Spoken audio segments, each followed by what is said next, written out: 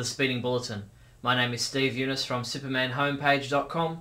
This is all the Superman related news there was for the week July 10th, July 16th, 2009.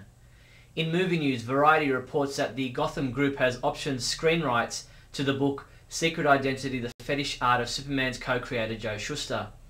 The story goes that the leader of a group dubbed the Brooklyn Thrill Killers pegged the comic Shuster drew as the inspiration for a crime spree that involved flogging women with whips, humiliating vagrants, the beating death of one man and the drowning of another. The film will use the crime spree and the artist to paint a period drama. Sunday, July 26 will see Jeff Loeb moderate a Smallville screening and Q&A panel at the San Diego Comic-Con.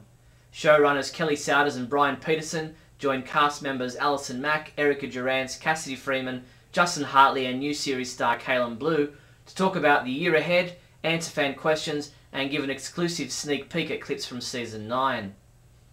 GlassHousePresents.com interviewed author Michael J. Hayde and he spoke about his book Flights of Fantasy, the unauthorized but true story of radio and TV's adventures of Superman. He said, reading all the original scripts, seeing what was eventually omitted and what was kept, and especially learning about the 2 episodes that weren't filmed was a big thrill. You can read the complete interview at GlassHousePresents.com.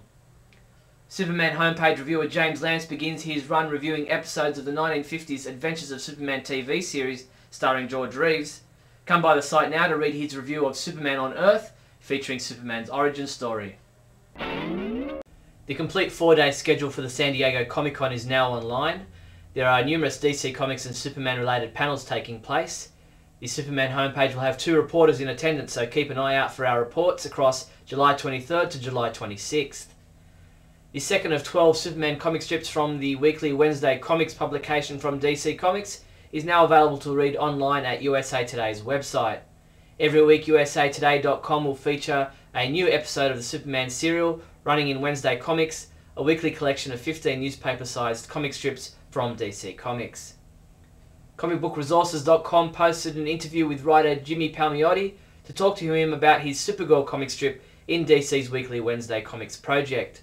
He said, "We wanted to do a strip that was both fun and at the same time adorable because we knew we were surrounded by a lot of heavy hitters.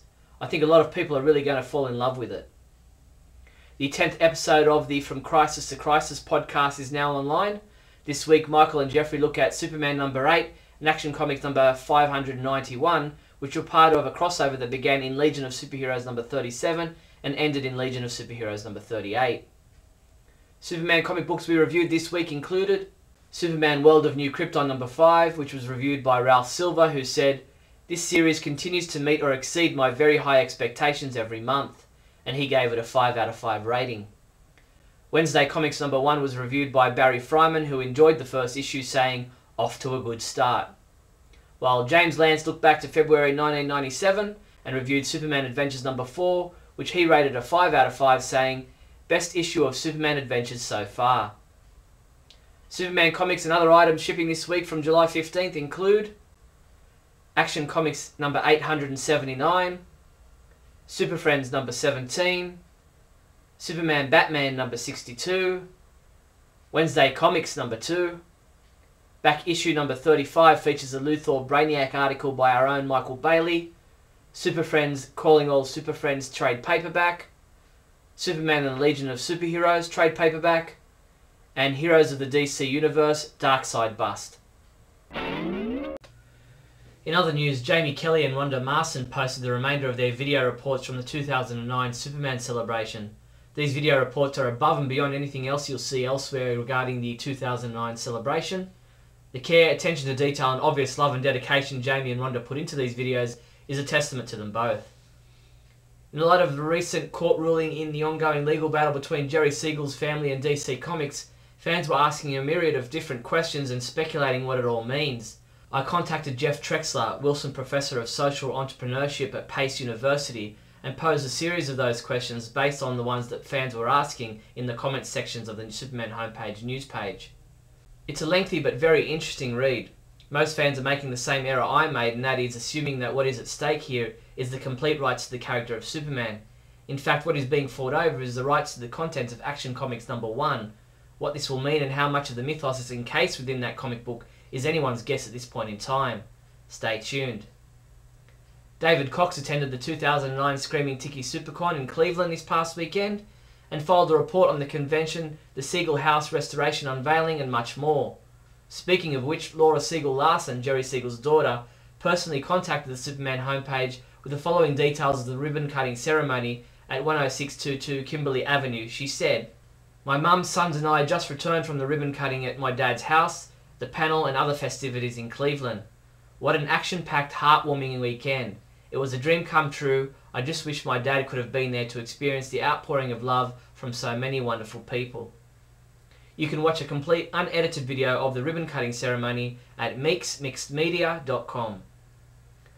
For some time now, artist Mike Kelly has been exhibiting his Candors art creations, a series of works inspired by the bottled city of Candor found in Superman comic books.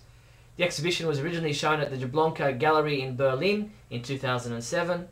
The Superpunch blogspot has a complete article on the Candors exhibit, including photos and a video.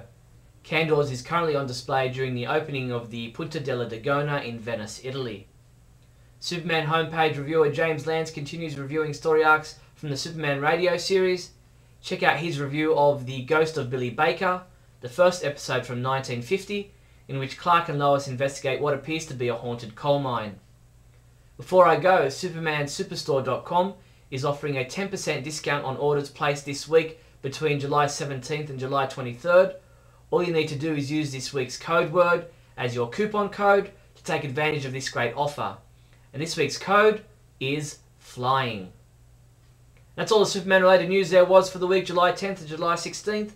I'm Steve Younis from SupermanHomepage.com.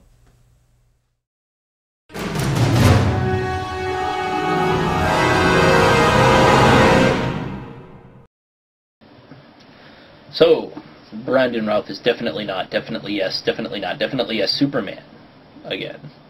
And his contract is gone, but he'd play it in a heartbeat. And, of course, there's 800 comments, and everybody is authoritative, and everybody knows what's going on, even though nobody knows what's going on. Bottom line, kind of sucks to be a Superman fan who likes movies right now. Doesn't matter what they're doing, everything just seems to be falling to hell. And you sit there and you're thinking, man, it's not that hard, just write a movie, it flops, it doesn't flop, just keep going. But it's this paranoia in the face of multiple billions of dollars that makes these movie executives cringe. Doesn't help that they're fighting a lawsuit where they say Superman is not cool, Superman is totally not bankable right now.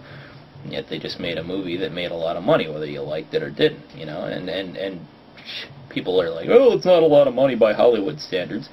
I'll take $300 million if you want to call it a failure, you know, plus whatever they made in the movie sales or whatever. Bottom line, it doesn't matter. This is not a property that you should let fall away. This is not a property that should be ignored. It's not that it's not viable. I mean, they're making a Captain America movie.